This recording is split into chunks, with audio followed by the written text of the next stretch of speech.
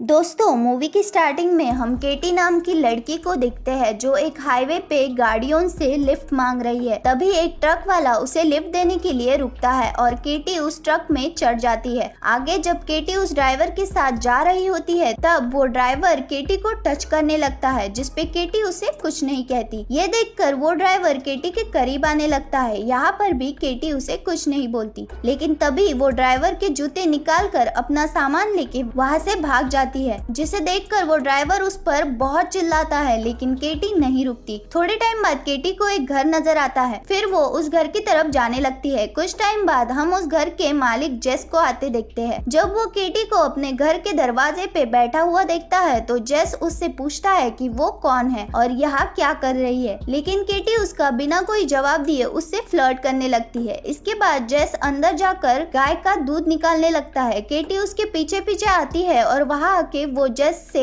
बात करते करते गाय का दूध पीने लगती है। आगे वो दोनों बातें कर रहे होते हैं, तभी हमें पता चलता है कि जेस की एक बेल नाम की वाइफ थी जो जेस को 15 साल पहले छोड़ के किसी और आदमी के साथ भाग गई थी। इसके बाद केटी उसे अपना नाम बताकर कहती है कि वो उसी की बेटी है और ये कह के वो घर के अंदर चली जाती है। अब जब जेस को पता चलता है कि केटी उसी की बेटी है तो वो बहुत हैरान रह जाता है। दरअसल जेस ने बहुत सालों से अपनी बेटी को नहीं देखा था, क्योंकि जब उसकी वाइफ बेल भाग गई थी तो वो जेस की दोनों बेटियों को भी अपने साथ ले गई थी। फिर जब शाम को दोनों बाप बेटी आपस में बात कर रहे होते हैं तो केटी बताती है कि बेल की तबीयत आजकल कुछ खास ठीक नहीं रहती। साथ ही वो जेस को ये बताती है कि मैं कम उम्र में ही प्रेग्नेंट हो गई थी और पिछले ही महीने मैंने एक बच्चे को जन्म दिया है, और जिस लड़के ने मुझे प्रेग्नेंट किया था वो आज तक अपने बेटे और मुझे देखने भी नहीं आया। ये सब सुनकर जेस उसे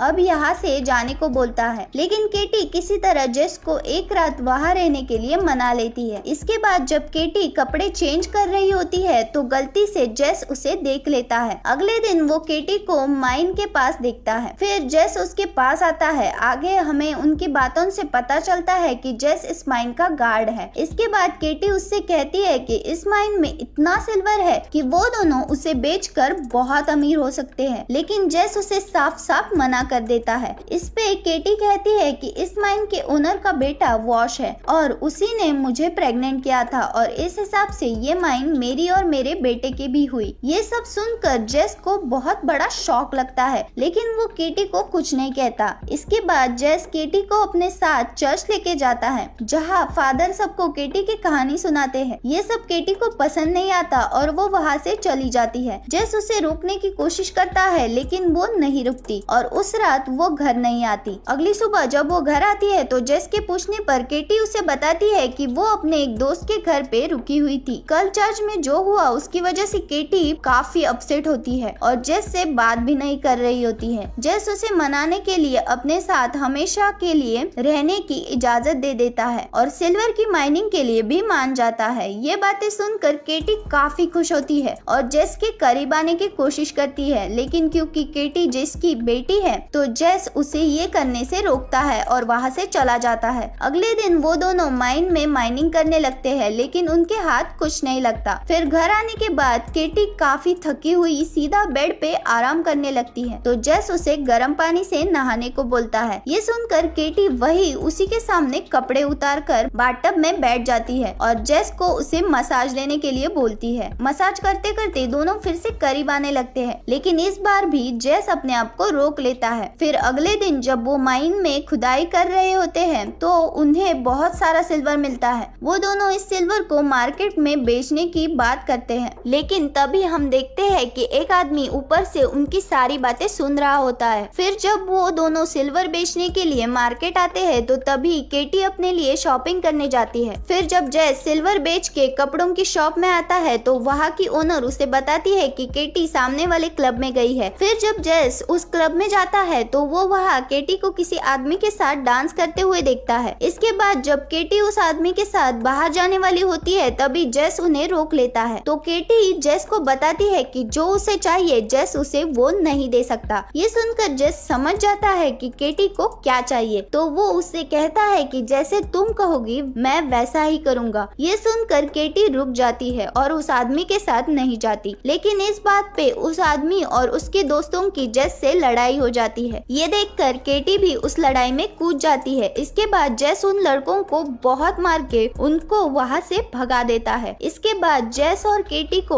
उस लड़ाई के लिए कोर्ट में बुलाया जाता है और जेस को कुछ डॉलर्स का फाइन भरना पड़ता है। फिर जब वो दोनों घर जा रहे होते हैं तो केटी काफी खुश होती है और जब वो घर पहुंचती है तो उसे बहुत बड़ा सरप्राइज मिलता है। वहाँ उसकी बहन जेनी उसका इंतजार कर रही होती है और वो केटी के बेटे को भी साथ लाई होती है। केटी उसे देखकर काफी खुश होती है। इसके बाद वो जेस को अपने बेटे डैनी से मिलवाती है, लेकिन जेस उसे बिना देखे अंदर चला जाता है। लेकिन फिर जब केटी जेस को डैनी संभालने के लिए देती है तो वो उसके साथ खूब खेलता है। फिर वो डैनी के पेट पे एक रेड स्पॉट देखता है तो केटी बताती है कि ये एक बर्थ मार्क है। इसके बाद केटी की बहन बताती है कि डैनी का बाप वॉश केटी से शादी करने के लिए मान गया है और वो कल यहाँ केटी से मिलने आने वाला है। इसके अगले दिन जब वॉश केटी को लेने आता है तो केटी उसे बताती है कि वो उससे शादी करने में बिल्कुल इंटरेस्टेड नहीं है, जिसपे फिर वॉश केटी से रिक्वेस्ट करता है, लेकिन केटी उसे जाने को बोलती है। इसके बाद वॉश जेस से माफी मांगता है और जेस उसे माफ करके वहाँ रहने देता है। फिर शाम को वॉश सबको बताता है कि वो और केटी करीब 2 दिन में शादी करने वाले हैं। इसके बाद वहाँ लेन नाम का आदमी आ जाता है जो जेस की एक्स वाइफ बेल का हस्बैंड होता है। उसे देख के जेस अपनी गन निकाल लेता है, लेकिन फिर लेन अपनी गाड़ी में से जेस की एक्स वाइफ बेल को निकालने के लिए बोलता है, जिसे देखकर जेस गन नीचे कर लेता है। लेन बताता है कि बेल की कंडीशन बहुत खराब है, इसलिए वो उन सबसे मिलने आई है। इसके बाद सब एक एक करके रूम में बेल से मिलने जाते हैं। फिर जब लेन रूम में आता है तो बाहर सबको बेल के चिल्लाने की आवाज सुनाई देती है। फिर सब भागते हुए अंदर आते हैं तो हम बेल को मरा हुआ देखते हैं और लेन बताता है कि बेल ने उस पर हमला किया, इसलिए उसे बेल को मारना पड़ा। अगले दिन फ्यूनरल पे लेन नहीं होता तो जेस समझ जाता है कि वो माइन से सिल्वर निकाल रहा होगा। वो अपनी गन लेके माइन में जाता है तो वो लेन के पेट पे भी वही मार्क देखता है जो डैनी के पेट पे था। ये देख जेस समझ जाता है कि डैनी लेन का बेटा है। इसके बाद इन दोनों में कुछ बात होती है और जेस लेन को शूट कर देता है। मरते हुए वो बताता है कि केटी जेस की बेटी नहीं बल्कि लेन की बेटी है और वो केटी के बेटे का भी बाप है। फिर जेस उसकी बॉडी को माइन में दफना के वॉश के घर जाके उसे बताता है कि केटी के बेटे के पेट पर जो निशान था वही निशान लेन के पेट पर भी था। इसका मतलब केटी के बेटे का बाप लेन था, वॉश नहीं। ये कह के वो वॉश को केटी से शादी करने से रोक देता है। अगले दिन जब केटी वॉश का इंतजार कर रही होती है तो वॉश वहाँ नहीं आता और ये देखकर केटी काफी उदास हो जाती है। तो जेस उसे बताता है कि कल वो माइन से फिर से सिल्वर निकालेगा। ये सुनकर केटी का मूड ठीक हो जाता है। अगले दिन जब वो माइन की तरफ जा रहे होते हैं तो चलते चलते केटी नीचे गिर जाती है तो जेस उसकी मदद करता है, लेकिन वो भी गिर जाता है। फिर केटी वहीं पर जेस के नजदीक आने लगती है। ये देखकर जेस को काफी हंसी आती है। फिर वो दोनों माइन के अंदर एक दूसरे के नजदीक आ जाते हैं। इसके बाद वो दोनों माइन से काफी सिल्वर निकाल लेते हैं और जब बाहर आते हैं तो उन्हें वहाँ पुलिस दिखती है जो उन दोनों को अरेस्ट करने आई होती है। जेस उनसे पूछता है कि उसने क्या क्राइम किया है तो पुलिस उसे बताती है कि ये तो तुम भी जानते हो कि अपनी ही बेटी के साथ सेक्सुअल रिलेशनशिप रखना